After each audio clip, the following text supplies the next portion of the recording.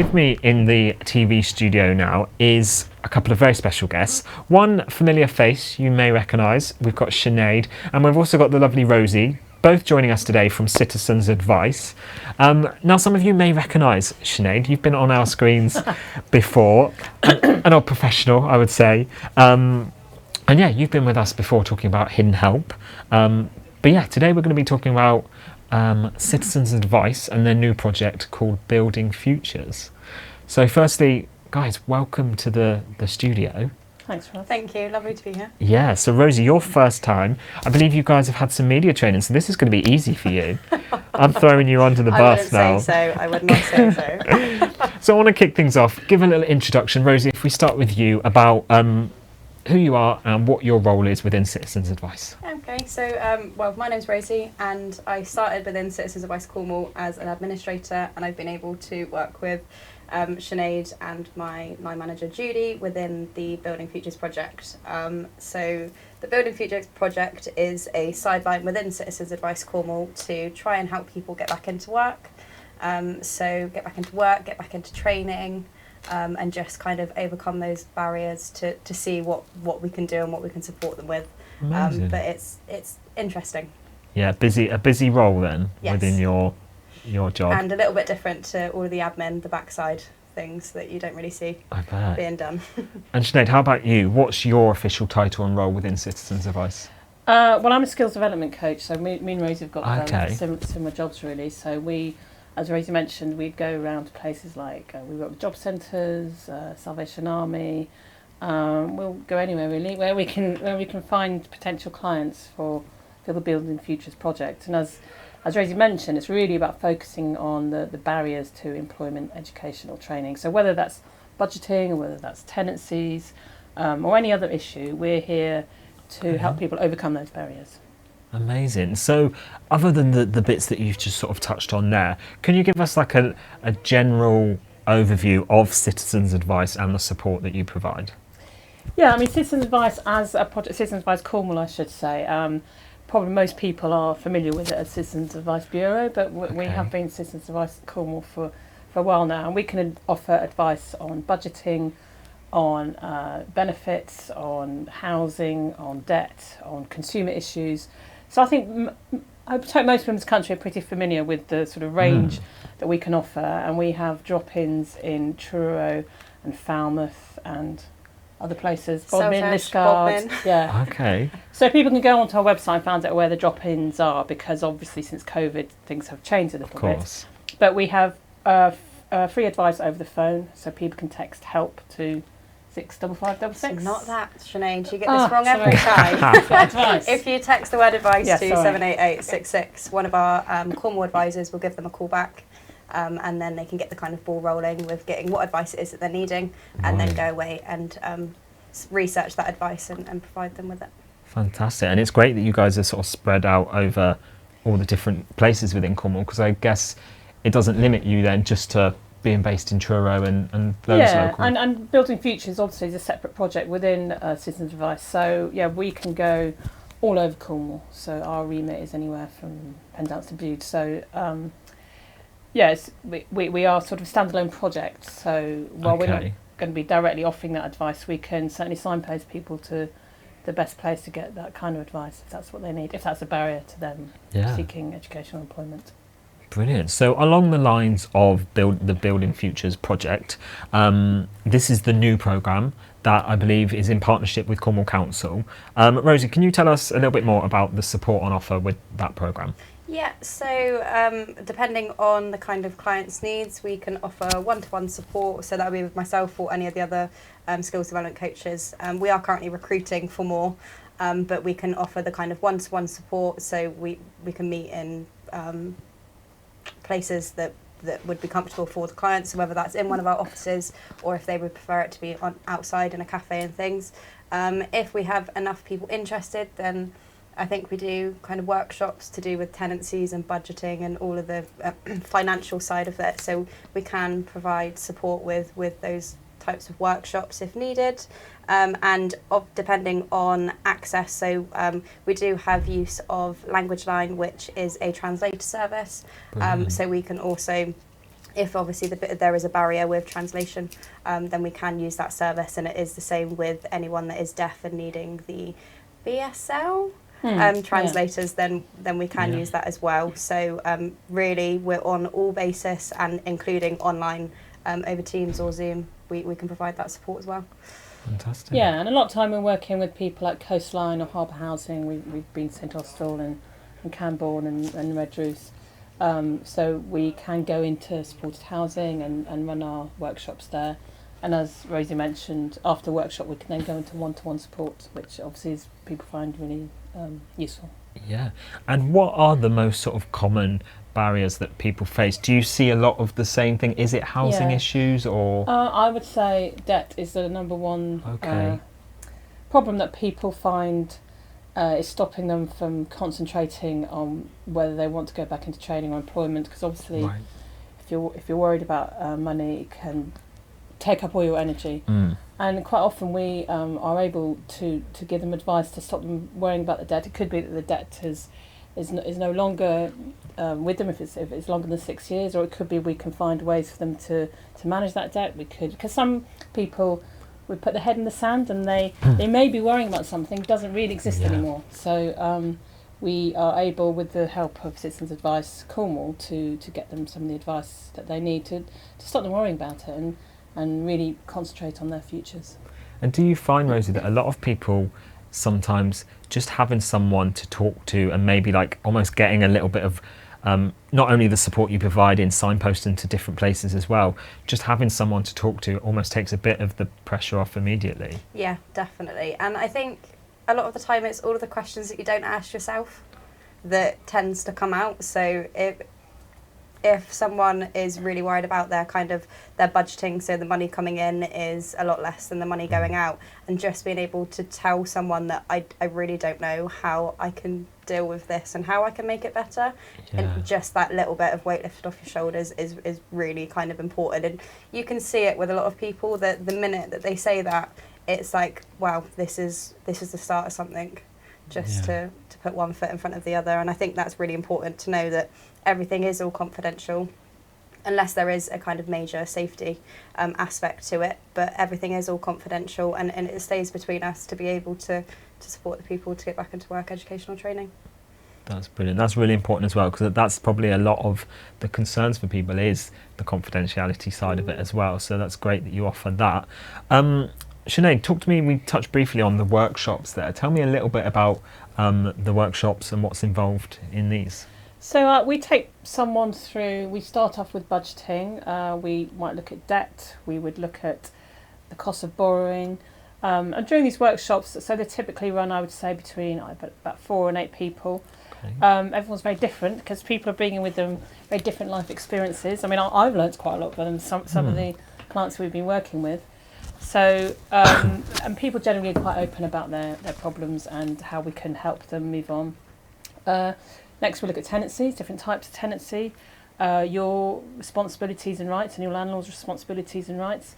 And from there, we would go on to sort of wider looking at your community, what makes a good neighbour, what makes a good place to live, essentially. And we also touch on issues like energy costs and general saving money, ideas in general, so moving costs, that kind of thing. So we try and encompass a lot, and we give people either an online or a hard copy workbook so they can go away and find out more if they want to, because there's an awful lot to know, but we're trying to give people the essentials, but also give them the tools to be able to find out more if that's what they want to do. And also they have the option after that to go on to the one-to-one coaching. So yeah, and I suppose is it fair to say you've noticed like an increase in demand for these services recently, obviously with the effects of COVID and the cost of living crisis? If we're talking debt in particular, people need more support than ever. Yeah, definitely. Yeah. I think that, well, we've all had that kind of struggle, that a bill's come through and you're like, wow, I didn't realise how much electric and gas I was using, or anything like that. And I think as well, there are still the people that I find uncomfortable to talk about it, but I think because there's a lot more services out there now, and a lot more like charities and things within Cornwall, that people are becoming a lot more open with it, so they're able to discuss. So with that, there is a lot more people coming into us and just asking for that help and support, and the advice on how they can lower it, or how can they can contact their debtors and things like that. So yeah, it's really important information that people just need to know where you are for that support, really. And for example, if someone, let's say they complete one of your workshops, what's the process after? Is there much support sort of following the workshops? Yeah, so after the workshop, I mean, the workshop gives people a sort of taster of all the information, I suppose, that's out there that they need. But the one-to-one is really designed to work with someone on a much more personal basis to really look at those barriers.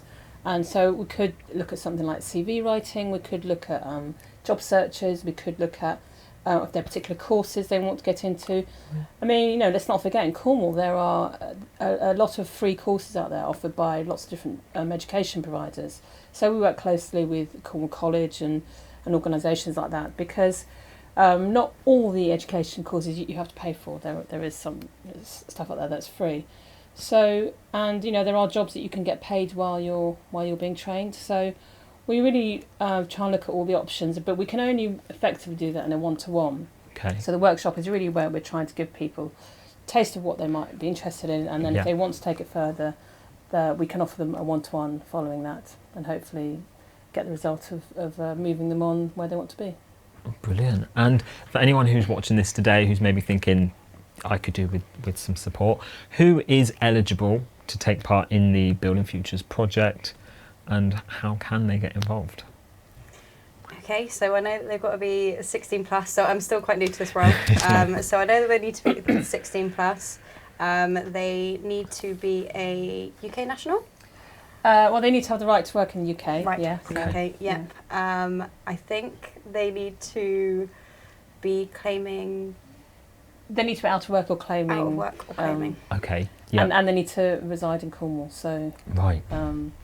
But a lot of that, we do take some ID, but we try and keep that very much to a minimum, because obviously some of the people we work with don't necessarily have a lot of ID. So, yeah, they just need to be in Cornwall over 16 and to have the right to live and work in the country. So, but it's totally free, open to anyone all over Cornwall. Yeah, So. and these are based all over Cornwall, and they could be done online as well, is that right? Yeah, we have done a couple online. Some people don't feel very comfortable being in a group, and that's absolutely fine. So we can offer online sessions as well. You know, I think we quite like doing the workshops, because I think we get more of an interesting discussion if we're doing it with a group of people. But it's not to say we can't offer online workshops if people feel more comfortable doing it like that. Brilliant. And obviously you've mentioned your website as well about people getting information, but where can we signpost people for more information about Citizens Advice in general and about the Building Futures project? Well, the Citizens Advice Cornwall website has got a lot of information, including all the drop-in times for our offices, if people want to go on that. To contact Building Futures, they can contact Building Futures at citizensadvicecornwall.org.uk, and we do have a phone number which is quite new. So I have written it down.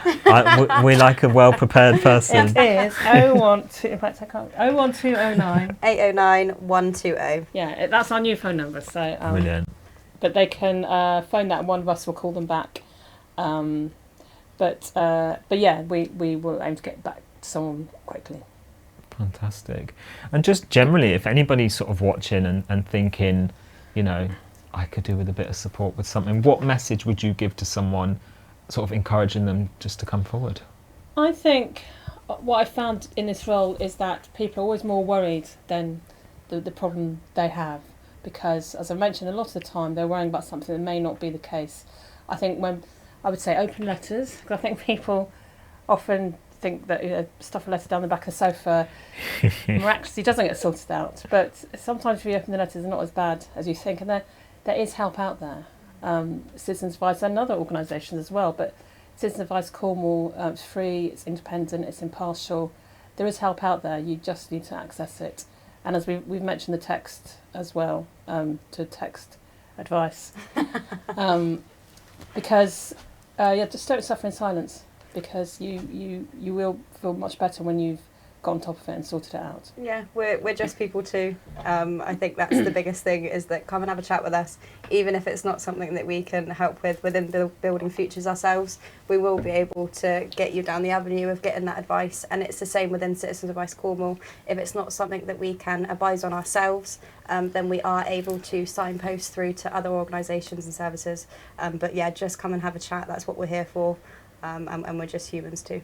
I mean, even something like a benefit check. I mean, lots of people aren't getting access to the benefits. I mean, I think a £6 billion pounds worth of benefits is not claimed in this country. Oh, right. So it's well worth getting a benefit check, which Citizens Advice can do to make sure you're getting everything you're entitled to. So there are quite simple things that people can do to help alleviate their situation.